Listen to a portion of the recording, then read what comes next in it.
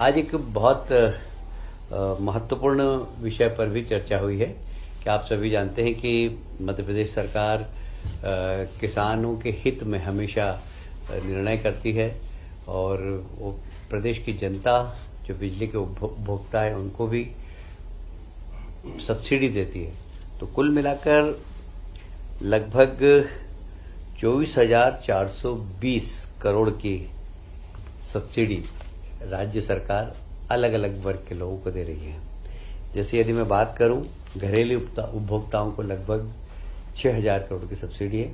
आप सभी जानते हैं कि 1 से 100 यूनिट तक बिजली के भाव अलग हैं और बाकी उसके भाव अलग है, इसलिए लगभग सामान्य उपभोक्ताओं को 6,000 करोड़ की सब्सिडी मिलती है। और किसानों को जो सामान्य वर्ग के किसान हैं उनको 13,000 करोड़ की और SC ST को 5,000 करोड़ की। इस प्रकार 24,000 करोड़ की सब्सिडी आज मंत्रिमंडल ने प्रदेश की जनता के लिए मंजूर की है और मैं सभी उपभोक्ताओं को जो बिजली का उपयोग करते हैं मैं उन्हें बधाई देता हूं। माननीय मुख्यमंत्री जी ने निर्देश दिए थे कि हमारे यहाँ जो स्वास्थ्य सेवाएं हैं उसकी क्वालिटी बढ़े और इसके लिए आवश्यकता थी कि कुछ नए पद का सृजन हो। विभागों के डॉक्टर्स की भी कमी थी और कुछ पद ऐसे थे जो प्रमोशन से भरे जाने थे। तो अब प्रमोशन के पद यदि खाली हैं और प्रमोशन वाले योग्य व्यक्ति नहीं है तो उसको सीधी भर्ती से भरने के आज कैबिनेट ने निर्देश दिए हैं और ऐसे लगभग 12 से 14 पद ऐसे हैं जो सीधी भर्ती से भरे जाएंगे और रिक्त पदों में से 50% अर्थात 660 पदों की पूर्ति चयन के सीधे भर्ती से होगी। प्रदेश में टोटल आधे प्रमोशन से होंगे, आधे सीधी भर्ती से होंगे। जो 12 से 14 पद रिक्त हैं उसमें से आधे प्रमोशन से होंगे, आधे सीधी भर्ती से होंगे।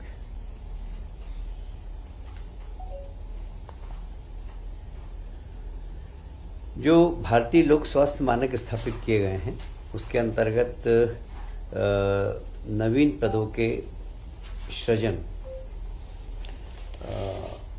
की बात आई थी तो उसमें लगभग 46,491 नवीन पदों के सृजन की स्वीकृति दी है।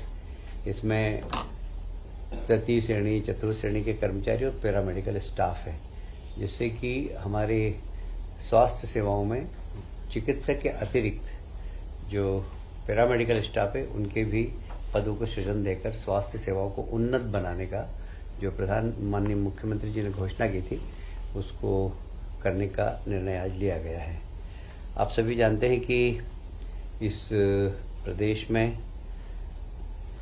3 विश्वविद्यालय, एक सागर में रानी अवंतिकाबाई लोधी विश्वविद्यालय, खरगोन में क्रांति सूर्य टंट्या भिल विश्वविद्यालय एवं गुना में तात्या टोपे विश्वविद्यालय, इन तीनों ही विश्वविद्यालय को उच्च शिक्षा विभाग से संबद्ध करते हुए उनकी जितनी भी आवश्यकता है उसकी पूर्ति करने के कैबिनेट ने निर्देश दिए हैं। भोपाल गैस त्रासदी का जो हॉस्पिटल है वहाँ साधारणतया संविदा नियुक्ति के ही डॉक्टर्स रहते थे, हमेशा स्वास्थ्य विभाग से वहाँ प्रतिनियुक्ति पर नहीं जा पाते थे, पर अब उन हॉस्पिटल्स में भी प्रतिनियुक्ति पर डॉक्टर जा सकेंगे, जिससे कि गैस त्रासदी हॉस्पिटल की गुणवत्ता में सुधार हो और वहाँ के लोगों की अच्छी तरीके से सेवा हो सके। आप सभी जानते हैं कि माननीय मुख्यमंत्री जी ने इस वर्ष को गोवंश रक्षा वर्ष के रूप में घोषित किया है। चैत्र की जो गुड़ी पड़वा नववर्ष जो प्रारंभ होता है तब से लेकर अगले वर्ष तक पूरे लगातार यह वर्ष गोवंश रक्षा वर्ष के रूप में मनाया जाएगा। इसमें जितनी भी गौशाला हैं उनको उन्नत करना, सड़क पर जो कभी कभी गोवंश घूमता रहता है उनको पकड़कर गौशाला तक पहुंचाना, यदि बीमार हैं तो उन्हें चिकित्सा उपलब्ध कराना, कई बार एक्सीडेंट भी हो जाते हैं, उन सब के लिए हाइड्रोलिक गाड़ियां लाकर उनको उठाकर और गौशाला तक पहुंचाने या हॉस्पिटल तक पहुंचाने का काम माननीय मुख्यमंत्री ने विभाग को निर्देश दिए हैं। तो गोवंश रक्षा वर्ष के रूप में हम गोवंश की रक्षा करने का संकल्प लिया है।